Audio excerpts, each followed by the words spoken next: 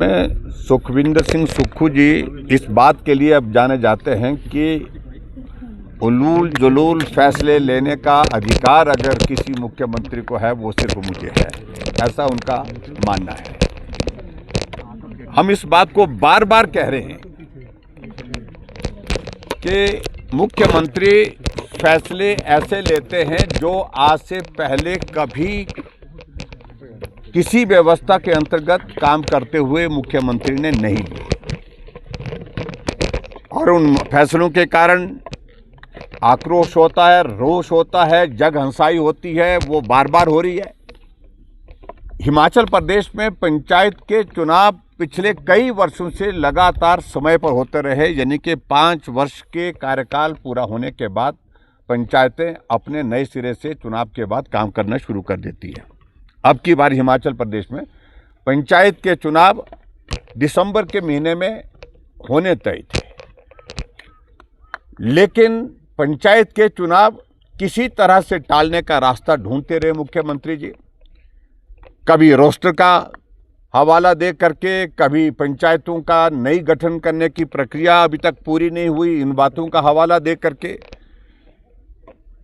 ऐसे में अल्टीमेटली लोग कोर्ट में गए। कोर्ट में हाई कोर्ट ने फैसला दिया कि पंचायत के चुनाव आपको अप्रैल के महीने तक जो है पूर्ण करने हैं।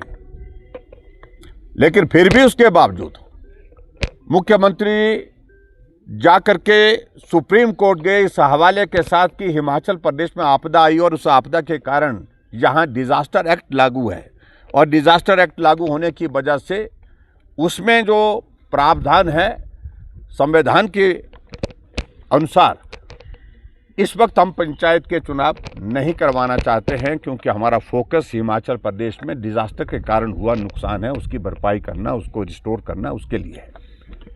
लेकिन सुप्रीम कोर्ट ने भी उनकी जो है वो दलील नहीं सुनी, अपील नहीं सुनी। अल्टीमेटली सुप्रीम कोर्ट ने कहा कि हर हालत में आप पंचायत के चुनाव मई के लास्ट तक जो है 31 मई तक आप पूर्ण करें। फिर कोई रास्ता बचा नहीं। लेकिन फिर भी उसके बावजूद जो है मुख्यमंत्री सुखविंदर सिंह सुक्खू जी अपनी जिद पर अड़े थे कि ये फैसला गलत है, और हाई कोर्ट के फैसले को लेकर के तो उन्होंने जजमेंट पर ही टिप्पणी और गंभीर टिप्पणी की।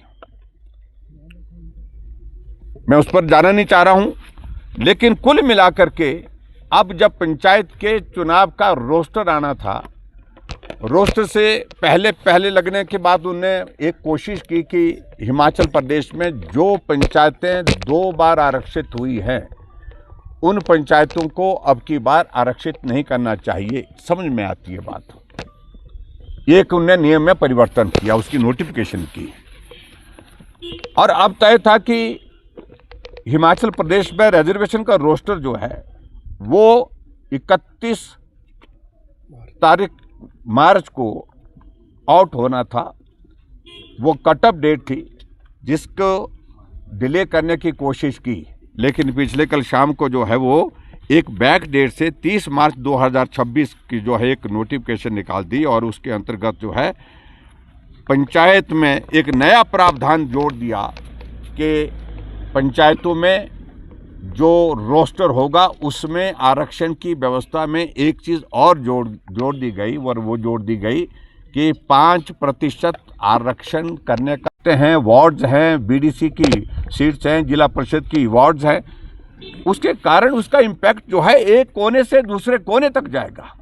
अगर मान लो एक पंचायत अगर महिला के लिए आरक्षित होनी थी, लेकिन 5% का इस्तेमाल करते हुए डिप्टी कमिश्नर ने उसको सामान्य वर्ग के लिए जो है ओपन कर दिया, तो महिला की जो वो सीट है वो कहाँ इम्पैक्ट डालेगी, उसमें पूरे उस पंचायत में, पंचायत के साथ में ब्लॉक में उसका इम्पैक्ट होगा, जिला परिषद में उसमें इम्पैक्ट होगा।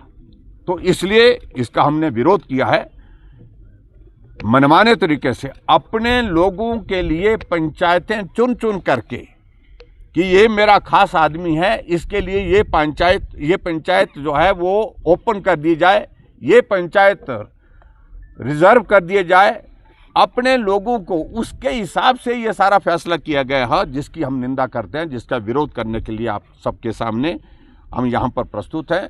और भारतीय जनता पार्टी इस सारे विषय को लेकर के विधानसभा के अंदर भी अभी जाकर के अपनी बात कहेगी। हमारे माननीय सदस्य रणधीर शर्मा जी ने नोटिस दिया है, नियम 67 के अंतर्गत हम चर्चा चाहेंगे, इस पर चर्चा करें। लेकिन लोकतंत्र की धज्जियां उड़ा दी वर्तमान सरकार ने, नियमों की, संविधान की धज्जियां उड़ा दी वर्तमान सरकार के मुखिया ने। ये सचमुच पे बहुत बड़ी चिंता का विषय है, इसलिए हम आज विरोध करते हुए आपके समक्ष यहाँ पर हैं।